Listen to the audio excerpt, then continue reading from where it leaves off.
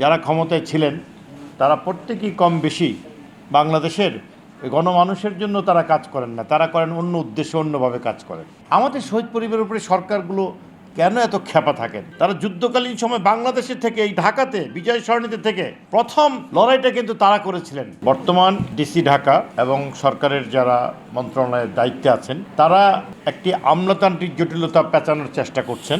সেটা হচ্ছে, এটা একটা মীমাংসিত বিষয়, কলমিলতা বাজারের ক্ষতিপূরণের বিষয়টা। এটা সর্বোচ্চ আদালত সুপ্রিম কোর্ট পর্যন্ত এই 53 বছরে এই ক্ষতিপূরণ সংক্রান্তে আইনি ঝামেলা আদালতের মাধ্যমে সমাধান করা হয়েছে। প্রত্যেকটা আদালতে সরকার মামলায় হেরে গিয়েছেন।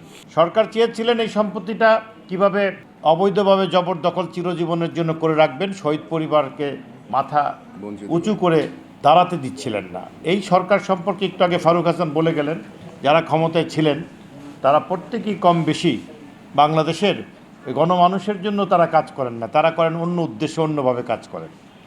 আমাদের এই কলমিলতার ইতিহাসটা এরকম যে আপনি যদি এটাকে ধরেন তাহলে বুঝবেন যে এটা শুরুটা হয়েছে বাংলাদেশ যেদিন স্বাধীন হলো তার পরের দিন থেকে। কিভাবে শুরু হলো? তৎকালীন সময়ের যারা লোকজন ছিলেন দলীয়, তারা এটাকে অবৈধভাবে জবরদখল করেন। যেহেতু জায়গাটা অত্যন্ত গুরুত্বপূর্ণ জায়গায়, বিজয় সরণির মোড়ে প্রায় 1 বিঘা জায়গার মতো, এই দখলকে কেন্দ্র করেই সরকার একটা পর্যায়ে 73 সাল থেকে ওই দখলদারদের সাথে সম্পৃক্ত হয়ে তারা চেষ্টা করলেন এখানে একটা আইন প্রয়োগ করার জন্য। আইনটা কি? যে আপনারা হাট বাজার বসিয়েছেন, বাণিজ্যিকভাবে এখানে কাজ করছেন, মানে আমাদের বিরুদ্ধে অভিযোগ যে সেই জন্য আপনার এই সম্পত্তি আমরা সরকার এটা বাজেয়াপ্ত করব, এটা বেসরকারি পর্যায়ে থাকতে পারে না। এটাকে কেন্দ্র করে 73 সালে ওনারা অফিসিয়াল কাগজপত্র ফাইল শুরু করলো এই অভিযোগকে কেন্দ্র করে। তাদের উদ্দেশ্য, ইন্টেনশন ছিল শহীদ পরিবারের এই সম্পত্তিটা সরকার আমার এই ইনকাম থেকে বঞ্চিত করা, আমাকে দুর্বল করা, আমাকে শেষ করে দেওয়া। আমাদের শহীদ পরিবারের উপরে সরকারগুলো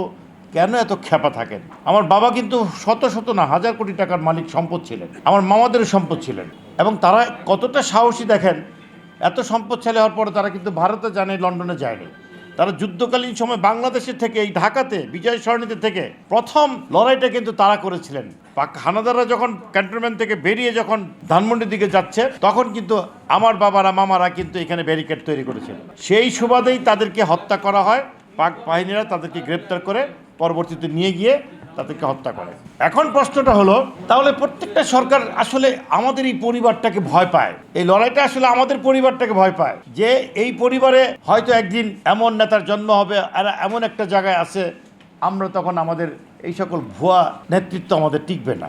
আমরা কিন্তু রাজনীতির সাথে সম্পৃক্ত ছিলাম। এখন কথা হচ্ছে, এই যে বাংলাদেশের চরিত্রটা, অবস্থানটা কি? এই যে আমাকে একটা শহীদ পরিবারকে দেশ স্বাধীন হওয়ার পরের দিন থেকে আমাকে যে হয়রানিটা করা হলো, আজকের দিন পর্যন্ত স্টিল নাও টুডে এই হয়রানিটা শেষ হয়নি।